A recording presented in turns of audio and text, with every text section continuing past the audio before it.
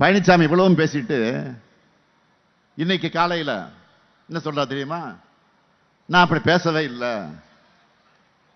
Corona காலத்தில் ஸ்டாலின் காணாமல் போனாரும் தான் சொன்னேன்.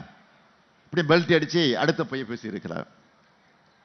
பழனிசாமி அவர்களை ஆட்சியில் இருந்தாலும் இல்லாவிட்டாலும் எப்பவும் களத்தில் இருக்கக்கூடியவன் தான் திமுக காரன். திமுக அரசு கொரோனா காலத்தையும் எப்படி கையாண்டது உங்களுக்கு தெரியும். அதிமுக அரசு கொரோனா காலத்தை கொள்ளையடிப்பதற்காக அதற்குரிய வாய்ப்பாக பயன்படுத்திச்சு. உண்மையிலே கொரோனா காலத்தில் ஒரு அரசாங்கத்துக்கு இணையா ஹெல்ப்லைன் என்று அறிவிச்சு செயல்பட்டது திமுக தான்.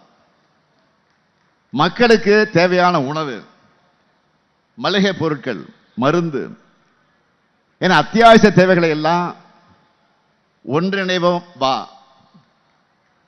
என்ற முன்னெடுப்பு மூலமா திமுக நிறைவேற்றிச்சு. திமுக மாவட்ட செயலாளர்கள் முதல் கடைகோடி தொண்டன் வர எங்க நெட்வொர்க்கா தான் கொரோனா காலத்தில் டவுன் ஆகாம செயல்பட்டுச்சு.